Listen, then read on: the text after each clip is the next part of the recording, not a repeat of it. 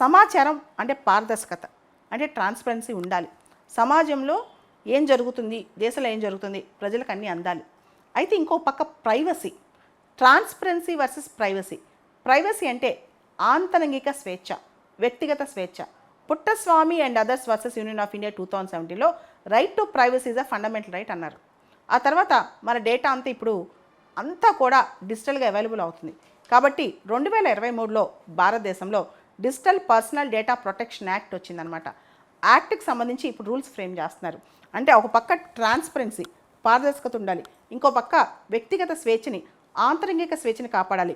ఈ రెండింటిని మధ్య బ్యాలెన్స్ చేయాలి. అంటే ఎంత సమాచారం బయటకు ఇవ్వచ్చు, ఎంత సమాచారం బయటకు ఇవ్వకూడదు, ఏ సమాచారం బయటకు ఇవ్వచ్చు, ఏ సమాచారం బయటకు ఇవ్వకూడదు, ఇదే పెద్ద క్వశ్చన్ అనమాట. దీనికి సంబంధించి మనం ఫస్ట్ ఆర్టీఐ యాక్ట్లో ఒక ప్రొవిజన్ ఉంది, అదే సెక్షన్ 8 క్లాజ్ 1 క్లాజ్ జే. ఈ ప్రొవిజన్ ప్రకారం ఏదైనా ఒక పర్సనల్ డేటా, ఒక పర్సన్కి సంబంధించిన డేటా కానీ, ఒక పర్సనల్ డేటా కానీ, అది ఏ పబ్లిక్ ఇంట్రెస్ట్ సర్వ్ చేయనప్పుడు ఆ డేటా బయట పెట్టాల్సిన అవసరం లేదు. అంటే ప్రజా ప్రయోజనాలు ఆ డేటాలో లేనప్పుడు ఒక వ్యక్తిగత ఇన్ఫర్మేషన్ అనేది బయట పెట్టాల్సిన అవసరం లేదు.